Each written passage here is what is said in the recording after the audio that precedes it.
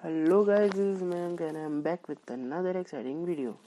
सो आज की हमारी वीडियो बेस्ड है विंड एनर्जी, मतलब विंड से किस तरह इलेक्ट्रिकल एनर्जी जनरेट की जाती है। ठीक है, तो बिना टाइम वेस्ट किए लेट्स गेट स्टार्टेड। तो wind energy, history of wind mills का इतिहास। Product of solar energy, approximately 2% of sun's energy reaches the earth, converting into wind energy। जैसा कि हम जानते हैं, विंड बनती है से, हवा चलती है से। ठीक है, होता क्या है, अगर आपको मालूम होगा तो फिर भी जान लो। सन से जो हीट एनर्जी आती है वो हमारी धरती को गर्म कर देती है। उससे धरती के आसपास की एयर भी हीट अप हो जाती है, जिससे हवा में जो हल्की हो जाती है और वो हल्की होने की वजह से ऊपर की तरफ मूव करती है, और ऊपर की जो ठंडी हवा होती है वो नीचे मूव करती है, और इसी चेंज की वजह से विंड फ्लो होती है, हवा फ्लो होती है। ठीक है, ये है बेसिक प्रिंसिपल। और इस प्रिंसिपल में सोलर एनर्जी, सन का यूज़ होता है 2% तक, मतलब विंड चलने के पीछे 2% ऑफ सन्स एनर्जी रिक्वायर होती है। सन की एनर्जी सिर्फ 2% यहाँ पे काम आती है हवा चलाने में। The surface of earth heats and cools unevenly, creating atmospheric pressure zones that make air flow from higher to lower pressure areas. अब होता क्या है, सन की एनर्जी जो है वो धरती के हर हिस्से में बराबर नहीं फैलती। कहीं पे ज़्यादा धूप होती है, कहीं पे ज़्यादा छाँव होती है। तो उस वजह से कोई जगह गर्म होती है और कोई जगह ठंडी होती है, और इसी वजह से हमें कई सारी जगह विंड में कई जगह हाई प्रेशर बन जाता है और कुछ जगह पे लो प्रेशर बन जाता है। तो हवा जो होती है हाई प्रेशर से लो प्रेशर की तरफ मूव करती है। इस चीज़ को आप ऐसे भी देख सकते हो कि ये एक कमरा है, जैसे ये कमरा है, एक जगह पे हो रही है काफ़ी भीड़, और इसी कमरे में दूसरी तरफ हो रही है, दूसरी तरफ भीड़ कम है कंपेरेटिवली। तो लोग ज़्यादा भीड़ वाली जगह से कम भीड़ की तरफ आएंगे, हाई प्रेशर से लो प्रेशर की तरफ आएंगे। विंड भी इसी प्रिंसिपल पे काम करती है, भीड़ वाली जगह से दूर हट के शांति वाली जगह पे जाती है, और इस वजह से हमें विंड फ्लो महसूस हो जाती है। Wind has played an important role in the history of human civilization। इंसानों के इतिहास में भी हवा ने बहुत महत्वपूर्ण भूमिका निभाई है। First known use of wind dates back in 5000 years of Egypt, where boats used sail to travel from shore to shore। 5000 साल पहले इजिप्ट में नावों के ऊपर भी विंड, वो क्या कहते हैं, पाल लगा के सफ़र करने का चलन चालू हुआ था। ठीक है, in ancient Babylon by 10th century AD, windmills with wind catching surface having 16 feet length and 30 feet height were grinding grains in the area of eastern Iran and Afghanistan। पहले के ज़माने में पुरानी पवन चक्की जो होती थी विंडमिल, जिसके अंदर ब्लेड्स की साइज होती थी 16 फीट और हाइट 30 फीट तक होती थी, उनका यूज़ करते थे वो गेहूं पीसने के लिए, या आपकी कोई भी चीज़ जिसको आप पीसना चाहते हो उसको, एक्सेप्ट ह्यूमंस, डेडली ट्रैप। खैर, earliest written reference for working wind machine in western world date from 12th century। These two were used for mining grains। इनका भी यूज़ वही गेहूँ वगैरह पीसने में होता था। It was not until few hundred years later that windmills were modified to pump water। ये कुछ साल पहले ही हुआ है जब विंडमिल्स को मॉडिफाई करा गया, वो कुओं में से पानी निकालने के लिए या ऐसी चीज़ों में। मॉडिफिकेशन हम हर चीज़ में करते हैं। पहले जो चीज़ गेहूँ पीसे थी, अब वो पानी निकाल रही है, और आजकल वो बिजली बना रही है। वाह।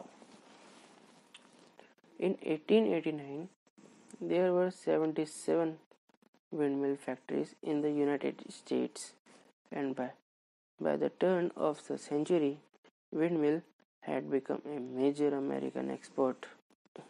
विंडमिल भी एक अच्छी खासी कंपनी बन चुका था.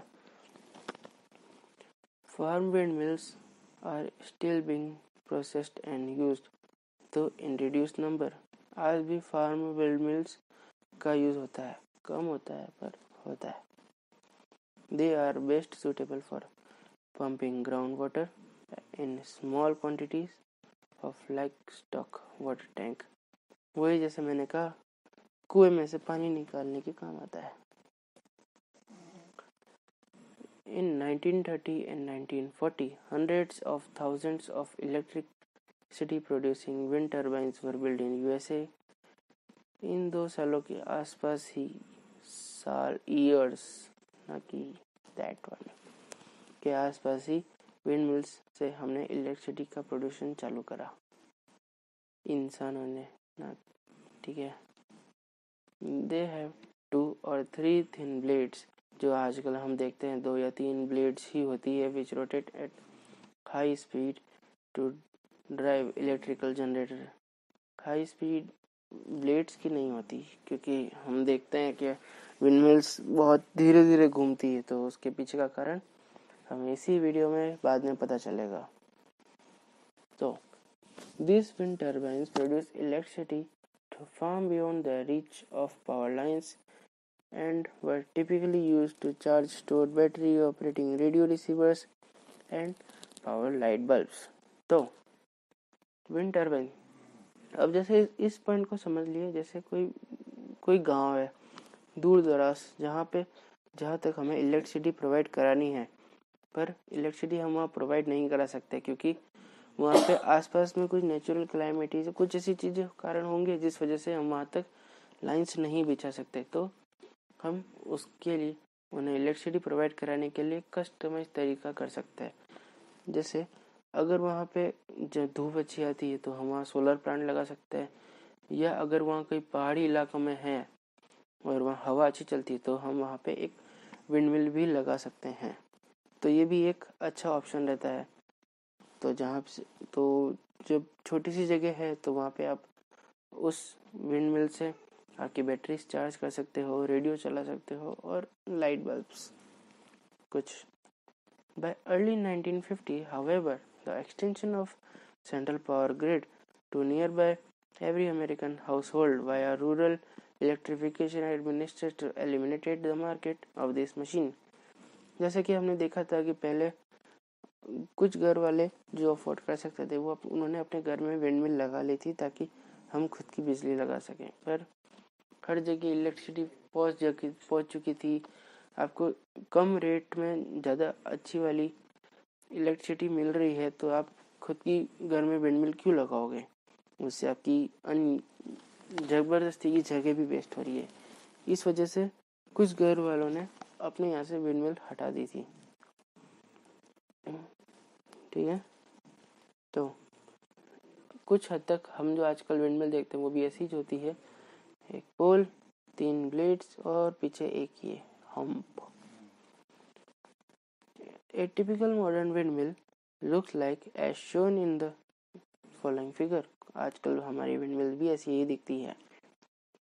Wind turbine with 2 or 3 thin blades which rotate at high speed provide electricity to many farms beyond reach of power line. जैसे हमने बताया कि बहुत सारी जगह पे जहाँ पे हम बिजली की तारें नहीं पहुँचा सकते, वहाँ पे हम एक विंडमिल लगा लेते हैं ताकि आप लोग आपके हिसाब से ही जनरेट करते रहो, हमसे लेना देना मत रखना. ठीक है. The windmill contains 3 blades about a horizontal axis installed on a tower. ये 3 ब्लेड्स और ये horizontal axis. The turbine connected to a generator is fixed about the horizontal axis. यहाँ अंदर ही टर्बाइन लगा होता है. Like the weather in general, the wind can be unpredictable. It varies from place to place and from moment to moment. अब wind जो है वो predictable नहीं होती, आप अनुमान नहीं लगा सकते हो ये कब कहाँ कैसी, कभी तेज कभी धीरे और किस डायरेक्शन में फ्लो हो जाएगी, ये विंड एनर्जी के अंदर दिक्कत रहती है। Because it is invisible it is not easily measure without special instrument. अब क्योंकि आप हवा को देख नहीं सकते हो, तो इसका मेजरमेंट और इसकी डायरेक्शन सब स्पेशल इंस्ट्रूमेंट से ही हो सकती है। Wind velocity is affected by tree, building, hills and valley. अब विंड की जो स्पीड है वो ट्रीज, पेड़ों से, बिल्डिंग से या पहाड़ों से अफेक्ट कर जाती है। Wind is diffuse energy source that can not be contained or stored for use elsewhere or at another time. हवा को आप स्टोर नहीं कर सकते हो, ये बात भी है।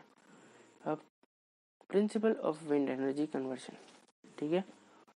There are two primary physical principle by which energy can be extracted from wind.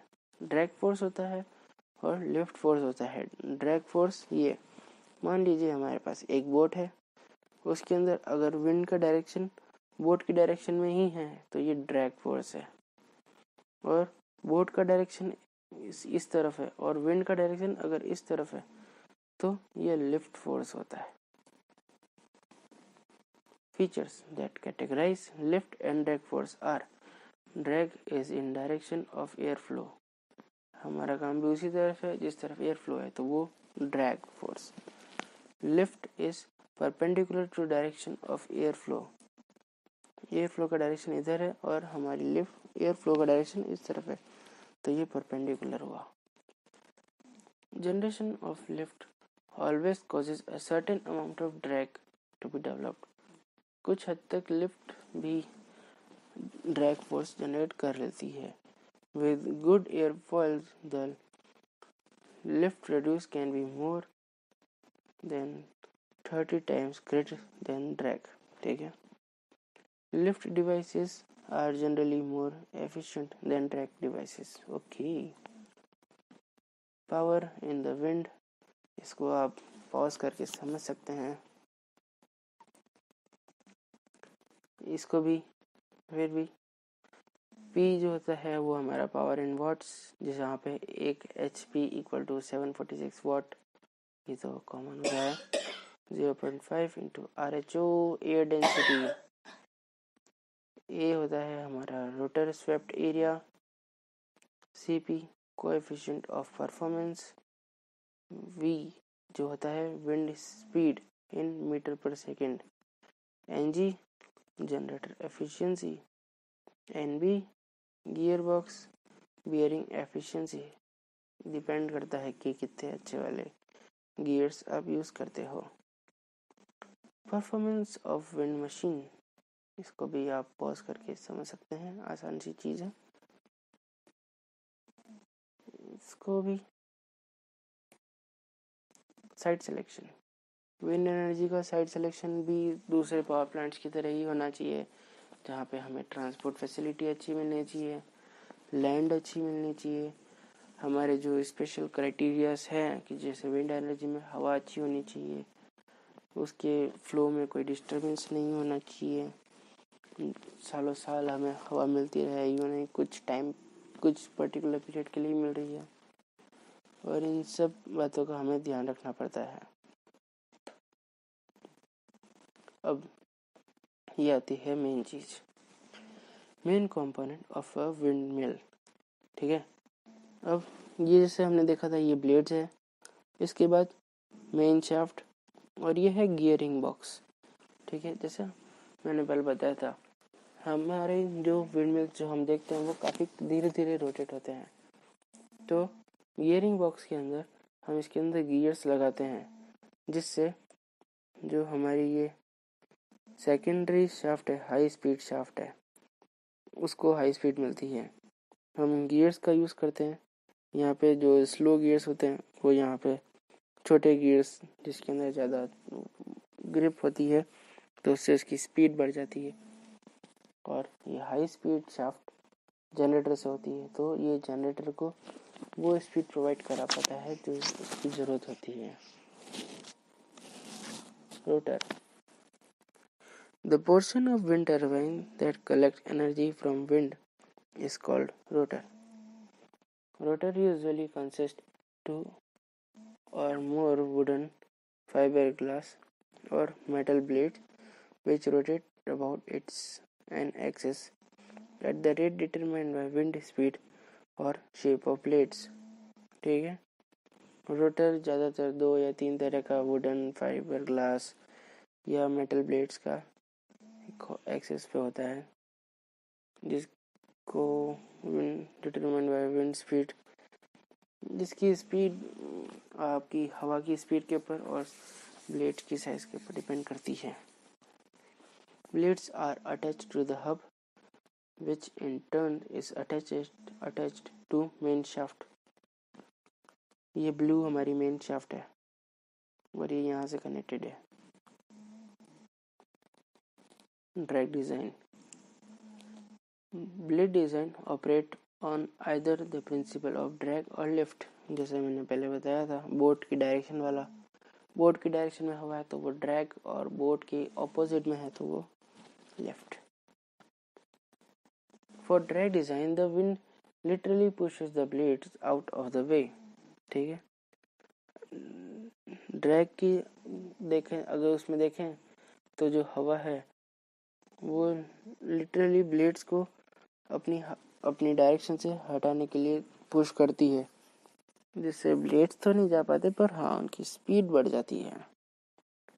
Drag power wind turbine are categorized by slow rotational speed and high torque capabilities.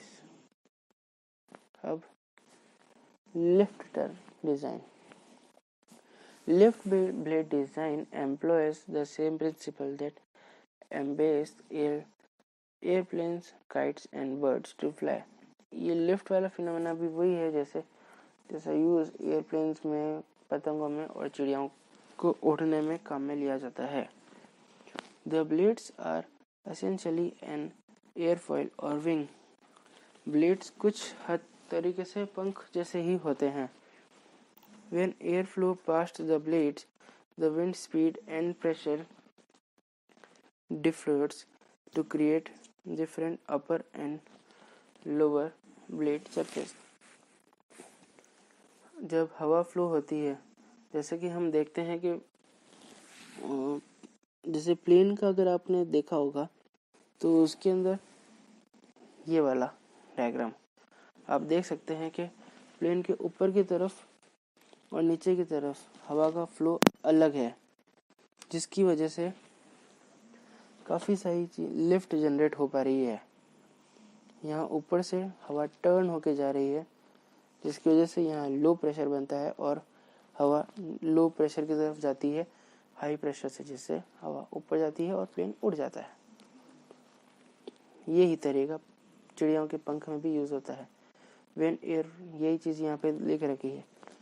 The pressure at low surface is greater than and thus act to lift the blade. जैसे कि हमने देखा कि ये lift करने के लिए होता है कि यहाँ ऊपर लो प्रेशर जनरेट हो जाए और हवा ऊपर की तरफ आने के लिए जाए और हमारी इसको लिफ्ट मिल जाए. When blades are attached to central axis like a wind turbine rotor, the lift is translated into rotational motion. और इसी लिफ्ट का यूज़ हम हमारी विंड मिल के अंदर करते हैं, जहाँ पे इसको इस तरह अटैच किया जाता है कि ये सिर्फ जो हमारी ब्लेड्स है उसका रोटेशनल मूवमेंट और अच्छे से करा पाए. Lift produced by wind turbine have much higher rotational speed than drag type and therefore well suited for electricity generation. अब ड्रैग टाइप में जो होता था हमें स्पीड उतनी नहीं मिल पाती थी, इसके अंदर ज़्यादा मिलती है, इसलिए ये मोर सूटेबल है फॉर इलेक्ट्रिसिटी जनरेशन. ये हमारा diagram. Following figure gives an idea about the drag and lift principle. मेरे ख्याल से ये इसने आपको समझा दिया होगा कि यहाँ से हवा आ रही है, यहाँ से बैंड हो रहा है, लो प्रेशर बन रहा है, हवा नीचे से ऊपर की तरफ जाने की कोशिश करती है हाई प्रेशर से, लो प्रेशर की तरफ जाती है, जिससे इसको ऊपर की तरफ लिफ्ट मिल जाती है। Tip speed ratio. The tip speed is a ratio of rotational speed of the blade of the windmill. Tip मतलब उसके कोना। जैसे आप देख सकते हैं ये कर्सर का भी एक कोना है ऊपर वाला, ये टिप। तो हमारी जो रोटेशनल ब्लेड है उसका भी तो टिप होता है और उसके ऊपर ही सबसे ज़्यादा प्रेशर बनता है। The larger the ratio the faster the rotation of the wind turbine rotate at given wind speed. अब जितना ज़्यादा रेशो होगा उतनी ज़्यादा स्पीड से विंड टर्बाइन हमारी रोटेट होगी। Electric generation requires high speed rotation speed. अब इलेक्ट्रिसिटी जनरेशन के लिए हमें हाई स्पीड चाहिए, इसलिए हम पहले ही अंदर वो गियर बॉक्स का यूज़ करते हैं। Lift type wind turbine have maximum tip speed ratio for around 10, while drag type ratio have approximately 1. जैसे कि हमने अभी भी देखा, high rotational speed requires electricity generation. It is clear that the lift type wind turbine is more practical for this application. High speed require होती है हमें electricity generation के लिए, तो इसके लिए हम ज़्यादातर लिफ्ट टाइप टरबाइन का ही यूज़ किया जाता है। The number of blade that makes up a rotor and total area that cover affect wind turbine performance. ठीक है, for a lift type rotor to function effectively the wind must flow smoothly over the blades. अब एक smooth efficient performance के लिए wind को भी efficiently blades से flow होना पड़ेगा। To avoid turbulence, spacing between blades should be great enough so that one blade will not encounter और disturb weaker air flow caused by blades which passes before it. Turbulence मतलब air flow में difference होता है कि जैसे अगर आपने कभी फ्लाइट में सब किया होगा, ट्रैवल किया होगा अगर आपने प्लेन में, तो आप देख सकते, आपको पता होगा कि कभी कभी हवा में भी हमें झटके लगते हैं। तो इसका ये मतलब नहीं है कि प्लेन के रास्ते में भी स्पीड ब्रेकर है। होता क्या है कि विंड फ्लो में डिफरेंस आ जाता है।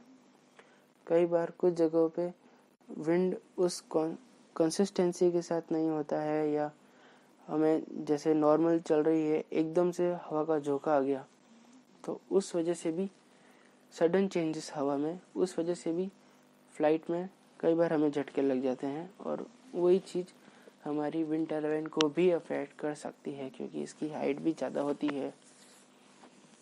ठीक है, it is because of this requirement that most wind turbine have only 2 or 3 blades on their rotor। और टर्बुलेंस को अवॉइड करने के लिए ही आजकल विंड टरबाइन जो होती है उनके अंदर 2 या 3 ब्लेड्स ही होती है।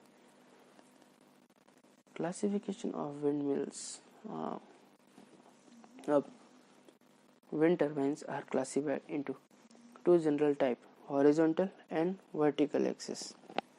अब जो हमारी विंड टरबाइंस है वो 2 तरह की होती है, हॉरिजॉन्टल और vertical. A horizontal axis machine has its blade rotating on a axis parallel to the ground as shown in the above figure. कौन सा अबव फिगर? ओ ये वाला अबव फिगर, साइड फिगर कहना चाहिए इसको। खैर, a vertical axis machine has its blade rotating on an axis perpendicular to the ground. Okay, this should be interesting one. Diagram, oh, काफी खतरनाक है। खैर, अब there is a number of available design for both and each type have certain advantage and disadvantage। हर किसी का एक advantage है और एक डिसएडवांटेज है। किसका क्या है वो हम आगे देखेंगे। However, compared with the horizontal axis type, very few vertical axis machines are available commercially. Okay, horizontal.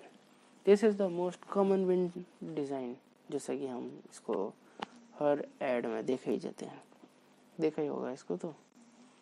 In addition to being parallel to the ground, the axis of blade rotation is parallel to wind flow.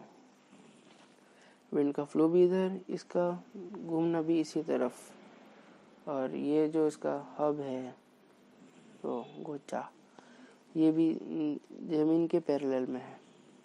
ठीक है. Some machines are designed to operate in an upwind mode with the blade upward to the tower. Okay. In this case, the tailwinds is usually used to keep the blade facing the wind.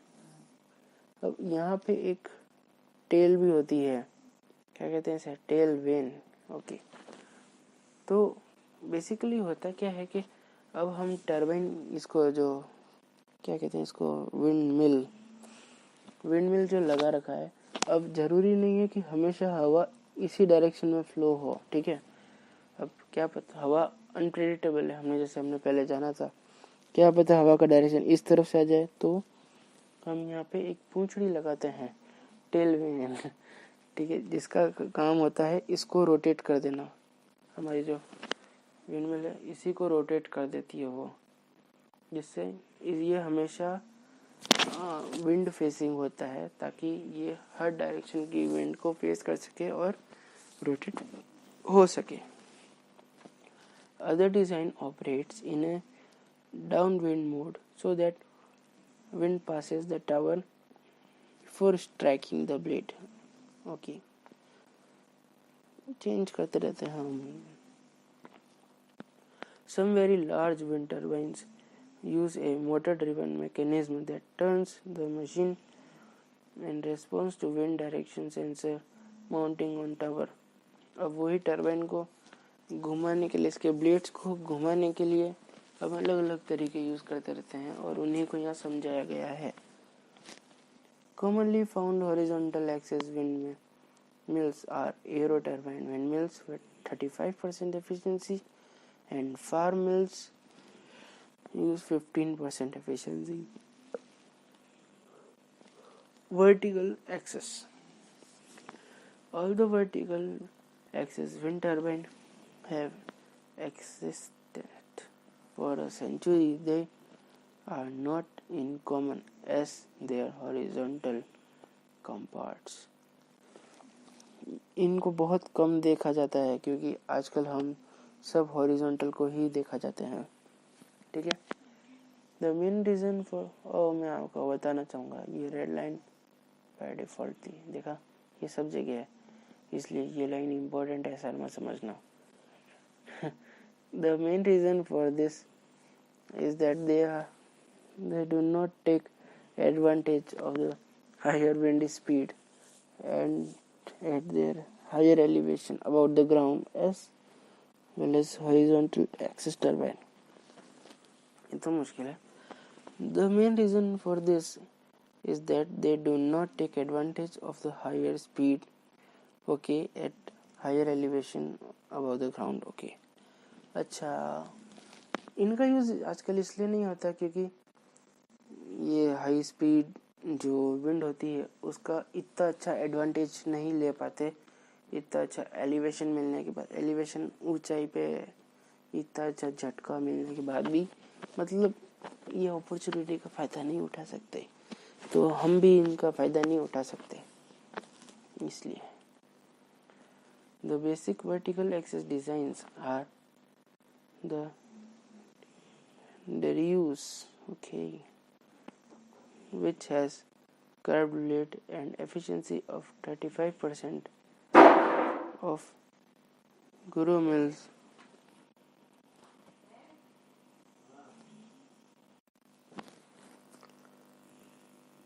तो अब चलते हैं अगली slide के ऊपर. क्या हुआ, चल गया. Because the shaft is vertical, the transmission and generation cannot be mounted at ground level, allowing easier serving and lighter weight, lower cost tower. Okay, थोड़ा अजीब सा ही दिख रहा है ये तो. The following figure shows the above mentioned mills. Okay, इसका use हम कर ही नहीं सकते ज़्यादातर कि काफ़ी कॉम्प्लिकेटेड भी दिखता है, पर इसके अंदर विंड का फ्लो तो अच्छा नहीं हो पाएगा, क्योंकि जैसे ये वाला है, अब ये वर्टिकल एक्सिस है, इसके अंदर आप यहाँ से फ्लो होगी हवा, क्योंकि डाउन में रेट्स भी तो है. और अच्छा, ये फिर भी समझ में आता है, ये आता है, ये भाई का क्या रोल है, ये चाहिए टर्न फ्लैट है, कर्व फ्लैट है. जैसे ही यहाँ से हवा फ्लो होगी, ये इलास्टिक की तरह बाहर फैलेगा, तो इसका प्रिंसिपल कुछ हद तक जिस तरह सोचा होगा सेंट्रीफ्यूगल फोर्स का भी यूज़ हो जाएगा. Smart boy. क्या, although vertical axis wind turbines have these advantages, their design are not efficient at collecting energy from wind as are horizontal machine design. Obviously ये कैसे घूमेगा. They are one more type of windmill called cycloglyro windmills, about 60%. However, it is not very stable and are very sensitive to wind direction. It is also very complex to build. Don't tell me मैंने गलत diagram बताया. नहीं. Vertical axis rotor. This one was right, and I hope this was also right. Okay, now generator. Generator. The generator is what converts the turning motion of wind turbines blade into electricity. Obviously, generator वही है जो इसके wind turbine के द्वारा घुमाई गई mechanical energy को electrical energy में कन्वर्ट करता है. Inside this component, coils of wires are rotated on a magnetic field to produce electricity. जो हर जनरेटर में होता है, कॉइल्स वायर की कॉइल को मैग्नेटिक फील्ड में रखा गया वजह से वो नॉर्मली हम जनरेशन करते हैं. नॉर्मल जनरेटर जैसे होते हैं वैसा ही जनरेटर होता है. Different generator design produce either alternating current और direct current, and they are available in large range of output power rating. अब आप अलग अलग डिज़ाइन से AC जनरेटर भी लगा सकते हो, DC जनरेटर भी लगा सकते हो. You have large range of options according to your power ratings. The generator's rating or size is dependent on the length of wind turbine's blade. Wind turbine की blade के ऊपर ही जनरेटर की rating और size depend करती है. Because more energy is captured by longer blade. Obviously जितना लंबा होगा उतनी ज़्यादा एनर्जी कैप्चर कर पाएगा और उतनी ज़्यादा हम जनरेटर की साइज बड़ी रख पाएंगे. It is important to select right type of generator to match intended use. हमें बहुत ध्यान से विंड टरबाइन की ब्लेड्स का सिलेक्शन करना पड़ता है ताकि हम उसी के ऊपर करेक्ट साइज का जनरेटर भी यूज़ कर सकें. Most homes and office appliances operate on 240 volt 50 cycle AC. ये तो नॉर्मल बात है, ज़्यादातर 240 वोल्ट और 50 साइकिल 50 हर्ट्ज फ्रीक्वेंसी मान सकते हो उसको. Some application can operate on either AC or DC, such as light bulbs and resistance heater, and many other can adapt to run on DC. कुछ ऑपरेट कुछ इक्विपमेंट्स एसी पे भी काम कर सकते हैं और डीसी पे भी काम कर सकते हैं, जैसे लाइट बल्ब, रेजिस्टेंस हीटर और कोई और। ठीक है। Storage system using battery store DC are usually are configured at voltages of between 12 volt and 120 volts. Okay. Generators that produce AC are generally equipped with features to produce the correct voltage of 240 volt and constant frequency 50 cycle of electricity even when the wind is fluctuating. जैसा कि मैंने कहा था पहले कि हम high speed shaft, जो gear box के बाद वाली शाफ्ट है, उसकी अंदर गियर से उसकी स्पीड बढ़ा देते हैं, क्योंकि हमें हर बार विंड की वही स्पीड नहीं मिलती जो हमें डिजायर्ड रहती है। कभी कम मिलती है, कभी ज़्यादा मिलती है। तो हम उस हाई स्पीड शाफ्ट से हमारे जनरेटर को उसकी डिजायर्ड रेटिंग प्रोवाइड करा पाते हैं।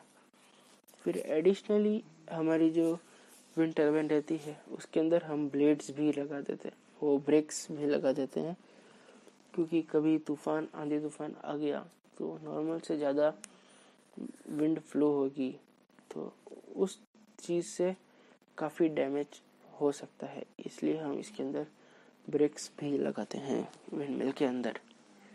और जब तूफान आने की गुंजाइश होती है तब इसको डिस्कनेक्ट कर दिया जाता है और ब्लेड को फुल तरह से ब्रेक लगा के रोक देते हैं, हैंड ब्रेक लगा के, ताकि हमारा जनरेटर और आगे का सिस्टम सेफ रह सके। ठीक है। DC generators are normally used in battery charging applications and for operating DC applications and machinery. DC generator का यूज DC इक्विपमेंट को चलाने में किया जाता है। They also can be used to produce AC electricity with the use of an inverter, okay, which converts DC into AC. DC generators वाले system का use हम AC इक्विपमेंट्स को चलाने के लिए भी कर सकते हैं, अगर हम इन्वर्टर का यूज करें तो। Transmission, the number of recovery per minute RPM, the number of revolution, recovery कहाँ से पढ़ा मैंने, खैर, the number of revolution per minute RPM कहाँ गया, of a wind turbine rotor can range between 40 RPM to 400 RPM depending on the model and the wind speed. Okay, the RPM of the wind turbine can range from 40 to 400 RPM. Model, अच्छा, आपके model और wind speed के ऊपर dependent करता है, बाकी इसकी range होती है 40 RPM से 400 RPM तक। सही है। Generator typically require RPMs of 1200 to 1800, तो ये तो हमारे इससे ज़्यादा है। As a result, most wind turbine require a gearbox, जैसे मैंने कहा था। Yes, I'm damn true. Okay, transmission for the increased rotation of the generator to speeds necessary efficiency electricity production. जैसे कि मैंने कहा था, हाई स्पीड शाफ्ट, ब्लेड्स, फिर उसके बाद हमारी मेन शाफ्ट, और फिर आया था गियर बॉक्स और हाई स्पीड शाफ्ट, जिसका यहाँ पे इस जगह यूज़ किया गया, और हाई स्पीड शाफ्ट जनरेटर पे, क्योंकि हमारी जो उसकी नंबर ऑफ विंड टर्बाइन की जो रोटेटिंग स्पीड 40 RPM से 400 तो होता है, और हमें जनरेटर को चाहिए 1200, तो वो इसका मिनिमम भी इसके मैक्सिमम से बहुत ज़्यादा है। उसके लिए हमें गियर बॉक्स से इसकी स्पीड बढ़ानी पड़ती है, और वही चीज़ यहाँ पे दे रखी है। ठीक है। Some DC type wind turbine do not use transmission. Why? Instead, they have direct link between rotor and generator. Okay. These are known as direct drive system. Okay, without a transmission line, wind turbine complexity and maintenance requirement are reduced. बात तो सही है. But a much larger generator is required to deliver same power output as the AC type wind turbine. ये बात भी सही है. Okay, तो अब ये कह रहा है कि कुछ डीसी विंड टर्बाइन के अंदर ट्रांसमिशन नहीं होता, उसकी जगह पे वो डायरेक्ट लिंक कर देते हैं रोटर और जनरेटर को, जिससे मेंटेनेंस ट्रांसमिशन नहीं करना पड़ता और हमारे इसकी मेंटेनेंस की रिक्वायरमेंट भी काफ़ी कम पड़ जाती है और कॉम्प्लेक्सिटी भी कम हो जाती है. बट आपको एक लार्जर जनरेटर लगाना पड़ता है ताकि आप एसी टाइप विंड टर्बाइन की बराबरी कर सको. ठीक है. टावर, बम्बू कह सकते हो. The tower on which wind turbines are mounted are not just support structure. क्यों? It also raises the wind turbine so that its blade safely clears the ground and so it can reach the stronger wind and higher elevation. Okay. अब ये कह रहा है कि जो हमारे tower है वो बम्बू नहीं है, वो बम्बू से बहुत ज़्यादा है. ठीक है. उनका काम है कि हमारी जो हमारे इक्विपमेंट्स है जो वेट में काफ़ी ज़्यादा होता है उसको एक सेफर हाइट तक पहुंचाया जा सके, जहाँ पे हमारे सिस्टम को स्टेबल रख सके, उनका वेट ले सके और ग्राउंड से भी उसकी दूरी बराबर बनाए रखे. वरना ऐसा हो सकता है कि कोई आदमी ज़मीन पे चल रहा हो और ऊपर से पड़ा करके ब्लेड से पड़ जाए उसके. इस बात का भी ध्यान रखा जाता है. ठीक है. हाँ, बहुत जोरदार था ये तो. The maximum tower height is optional in most cases, except when zoning restriction apply. Optional. Okay, tower की हाइट मैक्सिमम कितनी भी रखो वो कोई दिक्कत नहीं है, पर कुछ जोन्स, कुछ जगह ऐसी होती है जहाँ पे आपको रेस्ट्रिक्शंस का फेस करना पड़ता है. तो हमें फिर से हमारे जनरेशन का काम नियम कायदों के अंदर रखना पड़ता है. ठीक है. The decision of what height tower to use will be based on the cost of the taller tower versus the value of increase in energy production resulting of their use. Okay. अब हमें हमारे tower की height क्या रखनी है वो खर्चे के ऊपर डिपेंड करता है और आपका जनरेशन के ऊपर भी डिपेंड करता है. ठीक है. Studies have shown that the added cost of increasing tower height is often justified by the additional power generation of stronger wind. जितना आप ऊंचा ले जाओगे उतनी आपको अच्छी विंड मिलेगी, क्योंकि ऊपर जाने के बाद आपकी विंड में इंटरप्शन कम होंगे. बिल्डिंग, वैली, ट्री वाले, तो ऊपर ज़्यादा हाइट पे वो इंटरप्शन कम होंगे तो विंड का फ्लो भी अच्छा मिल जाता है आपको. इसलिए ज़्यादातर विंड टर्बाइंस ऊंची होती है, wind mills. Larger wind turbines are usually mounted on towers ranging from 40 to 70 meters tall. ये विंड टर्बाइन जो है 40 to 70%, ये इनकी रेंज, इनकी हाइट 40 to 70 मीटर्स तक की हो सकती है.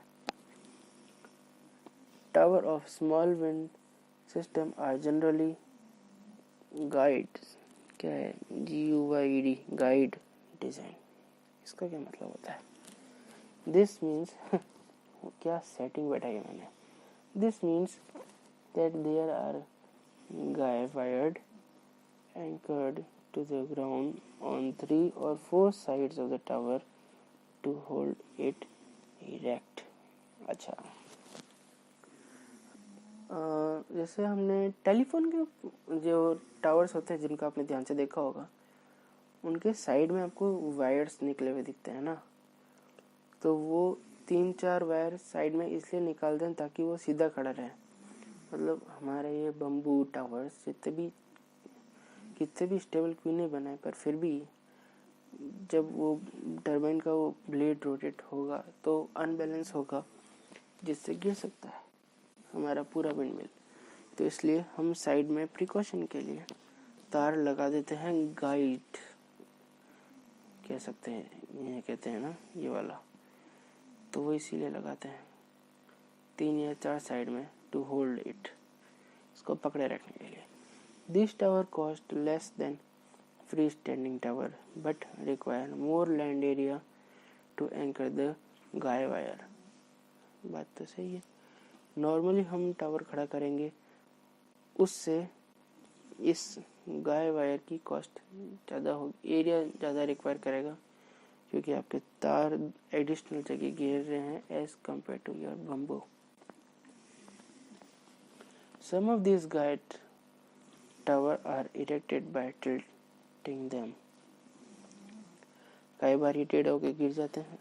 This operation can be quickly accomplished using only 3 winch with the turbine already mounted on the tower top. Okay, turbine tower top पे होती है, no offense there. This simplifies not only installation but maintenance as well. Tower can be constructed of a simple tube or wooden pole or lattice of tube, rod and angles iron. Okay. Large wind turbine may be mounted on lattice tower, tube towers or guide tilt up towers. Fair enough. Controls. Modern large wind turbine generators require a versatile and reliable control system to perform the following function. The operation of rotor into the wind, okay, start up and cut in of the equipment, okay, power control of rotor, generator output monitoring, protection of generator, auxiliary and or emergency power, maintenance mode. ठीक है, अब इसको समझते हैं। Modern logic requires versatile, हमें इन चीज़ों का ध्यान रखना पड़ता है आजकल, ठीक है। ऑपरेशन ऑफ रोटर मतलब रोटर का ओरिएंटेशन, माय बैड। रोटर का ओरिएंटेशन मतलब ओरिएंटेशन का मतलब क्या होता है? रोटेशन कह सकते हो आप इसे। एक जगह पे वो रोटेट होता रहता है, तो वो ओरिएंटेशन वो सूटेबल होना चाहिए। वो अनबैलेंस करने में काफ़ी मेन रोल प्ले करता है। अब start up and cut in of the equipment. जब तेज हवा का झोंका आता है तो हमें इक्विपमेंट्स को अलग करना पड़ता है प्लेट से, तो उसका भी ध्यान रखना पड़ता है कि उसको वापस स्टार्टअप करते हुए कनेक्शंस अच्छे होने चाहिए। पावर कंट्रोल ऑफ रोटर ज़रूरत से ज़्यादा पावर जनरेट नहीं करना पड़ जाए। वही चीज़ जनरेटर आउटपुट मॉनिटरिंग, जनरेटर कितना दे रहा है। प्रोटेक्शन ऑफ जनरेटर, चाहे कितना भी दे प्रोटेक्शन तो करना ही पड़ता है। और फिर ऑक्सिलरी एंड इमरजेंसी पावर, अगर जनरेटर नहीं रहा तो हमारे पास एक बैकअप रहना चाहिए वो, और एक maintenance mode. Combination of the control system. अब कॉम्बिनेशंस क्या क्या है? Sensor, mechanic sensors. तो अब ये चलता है इसका सेंसर, मैकेनिकल, इलेक्ट्रिकल और प्यूमेटिक। डिसीजन एलिमेंट्स क्या कौन कौन डिसीजन लेगा? रिले लेगा, लॉजिकल मॉड्यूल लेगा, एनालॉग सर्किट लेगा, माइक्रो प्रोसेसर, फ्लूइड्स यूनिट्स और mechanical units.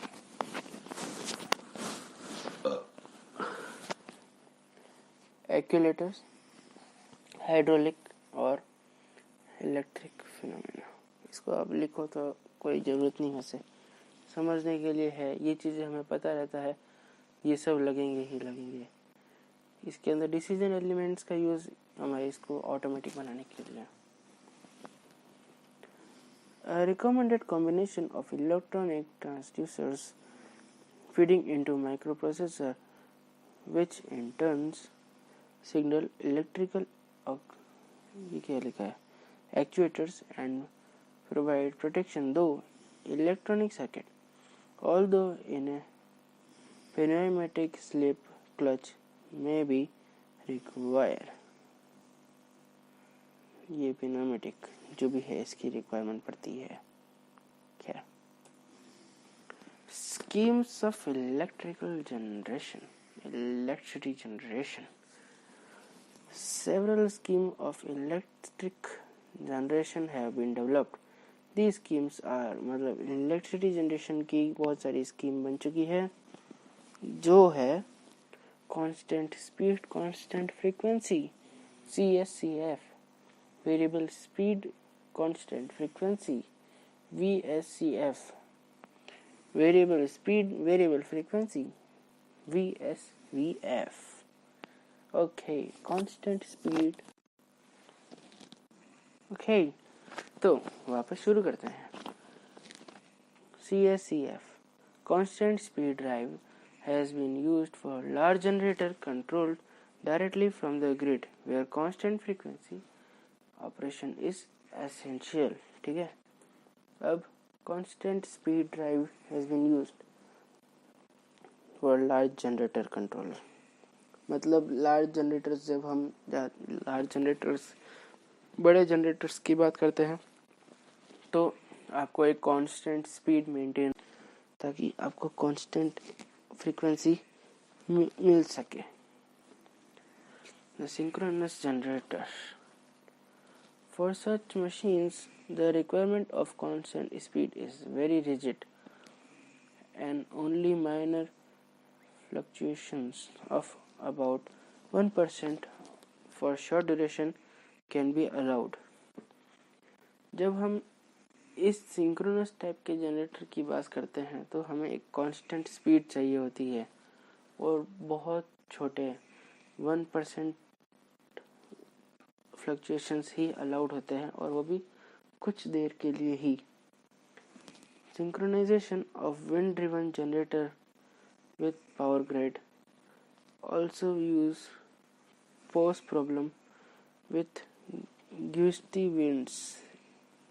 okay, induction generator, अब इसमें भी सिंक्रोनस और इंडक्शन।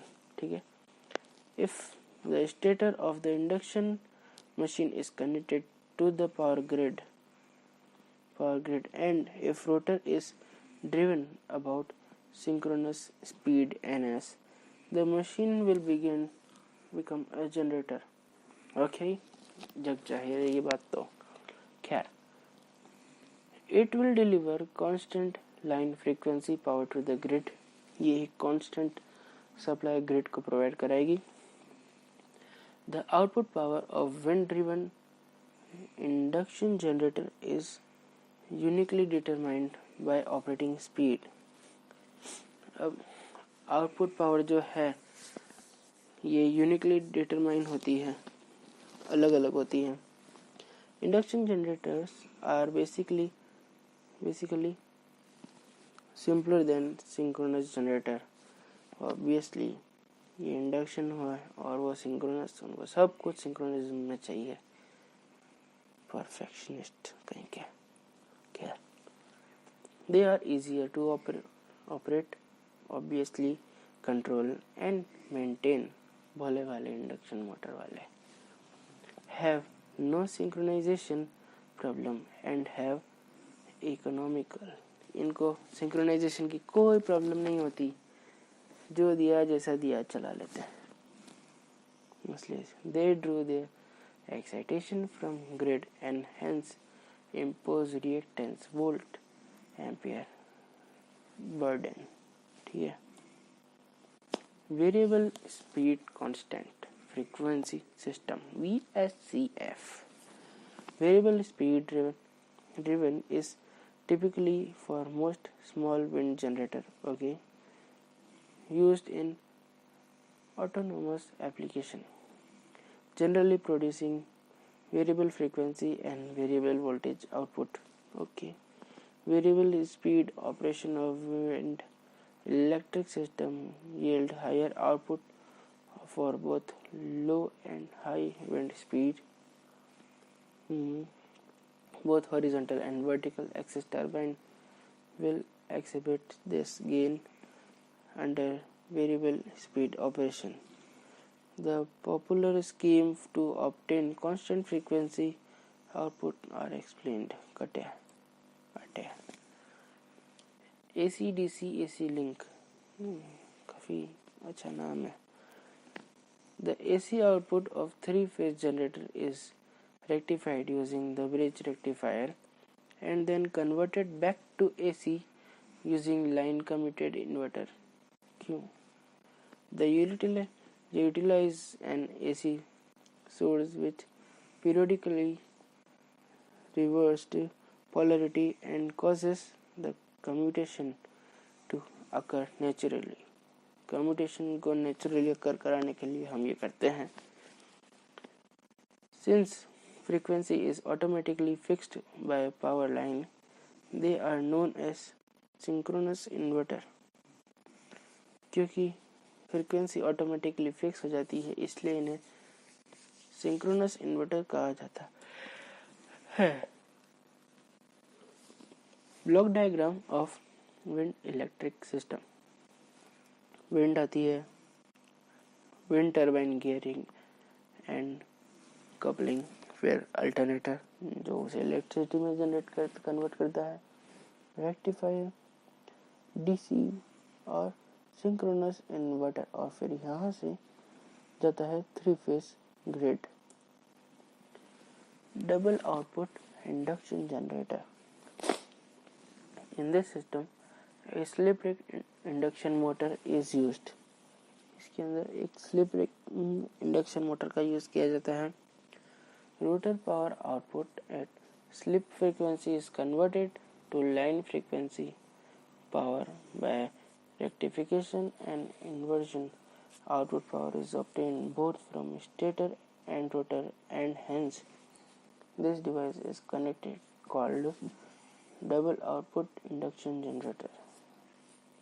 अगर आपको ये समझ में आया तो ठीक, और नहीं तो वापस बैक करके सुन लीजिए, समझ लीजिए. Rotor output power has the electrical equivalence of an additional impedance in the rotor circuit. Okay, the increasing rotor output lead to increasing slip and higher speeds. ठीक है, ये एक ब्लॉक डायग्राम काफी अच्छा है. ठीक है, next AC commutation generator. This system is also known as Skibius system, employs two polyphase winding in the stator and a commutator winding on the rotor. ठीक है. Basic problem is in employing this device for wind energy conversion are the cost and additional maintenance and care required by the commutator and the brush. इसके अंदर additional maintenance की जरूरत करनी पड़ती है हमें कम्यूटेटर और ब्रश गियर की. वेरिएबल फ्रीक्वेंसी, वेरिएबल स्पीड, जैसे आपकी कहने की इच्छा, VS, VF या VS, VS. These schemes are gaining importance to stand alone wind power application. The magnitude and frequency of the EMF depend on the value of the load, impedance, prime mover and excitation capacitance. ठीक है, the varying output voltage can be converted to constant DC using choppers or controlled rectifier on constant AC using force commutation inverter. AC converters and transducer can be introduced to monitor and control desired performance quantities. For this purpose, capacitor, excited sequence gauge induction machine can be conveniently used. Schematic diagram of capacitor self excitation IG. Advantages. Finally, क्या फायदे हैं इस wind turbine के? Wind energy is friendly to the surrounding environment as no fossil fuel are burned, क्योंकि इसके अंदर कोई fossil fuel जलाना नहीं पड़ता खुद के दिमाग को अगर ना गिना जाए तो। खैर, wind turbine take up less space, कम जगह घेरती है। New technology are making the excitation of wind energy much more efficient. नई टेक्नोलॉजी इसको और ज़्यादा एफिशिएंट बना रही है। Wind turbine are great resources to generate energy in remote location, जहाँ पे तार नहीं लगा सकते वहाँ पे जनरेट करने का एक अच्छा ऑप्शन है ये। सच एस माउंट कम्युनिटी, जो मैंने बताया था कि जहाँ पहाड़ों में अगर कोई रहता है, क्यों रहता है, पड़ रहता है, तो वहाँ तक अगर बिजली नहीं पहुँचा सकते हम तार खींच के, तो हम वहाँ पे उनके लिए पर्सनल विंड मिल लगा सकते हैं। Another advantage of wind energy is that when combined with solar energy, their energy source is greater for developed and developing country to provide a steady, reliable electricity. ठीक है। Disadvantage. The main disadvantage regarding wind power is down to the wind's unreliability factor. हवा कभी चलेगी कभी नहीं चलेगी, इसके ये बात एक डिसएडवांटेज है इसका। Wind turbine generally produce a lot less electricity than the average fossil fuel, मतलब फॉसिल फ्यूल के कंपेरेटिवली ये बहुत कम इलेक्ट्रिसिटी जनरेट करते हैं। Wind turbines construction can be very expensive and costly to surrounding wildlife during building process. सही है, ये काफ़ी एक्सपेंसिव है क्योंकि आपको बहुत बड़ा बम्बू खड़ा करना पड़ता है ना। द नॉइस पॉल्यूशन बहुत ज़्यादा होता है क्योंकि इसके अंदर फ्रिक्शन होता है। हमने वो सब पढ़ा, पर अपने में से किसी ने भी ये नहीं सोचा कि बम्बू के ऊपर जो हमारा ये टर्बाइन कहाँ गया, बहुत पीछे पहुँच जाएंगे, होल्ड ऑन, ये रहा। ये बम्बू, ये इसकी तार जो हमने कहा था 3 या 4 तार लगा सकते हैं। खैर, ये यहाँ पे ये रॉड है, यहाँ अंदर जनरेटर है। अब यहाँ पे फ्रिक्शनल लॉसेस कितने ज़्यादा होंगे, मच मोर ग्रेटर डायग्राम, ये रहा। फ्रिक्शन लॉसेस कहाँ पे होंगे, यहाँ पे होंगे 1, यहाँ पे होगा 2, यहाँ 3 और यहाँ, इससे फ्रिक्शन लॉसेस होगा और आवाज़ नॉइस पोल्यूशन बहुत ज़्यादा होता है विंड टर्बाइन के यहाँ पे। ये भी एक डिसएडवांटेज है। तो आज की इस वीडियो के लिए इतना ही। अगर इस वीडियो ने कंपेरेटिवली लेस बोर किया है आपको, मतलब अच्छी लगी, कहीं ना कहीं यूज़फुल थी, तो इस वीडियो को लाइक शेयर करना मत भूलिएगा। और अगर अभी तक आपने हमारे चैनल को सब्सक्राइब नहीं करा है तो जल्दी से सब्सक्राइब कर दीजिए और बेल आइकन को दबाना मत भूलिएगा। This is Mayank Mathur, over and out for today.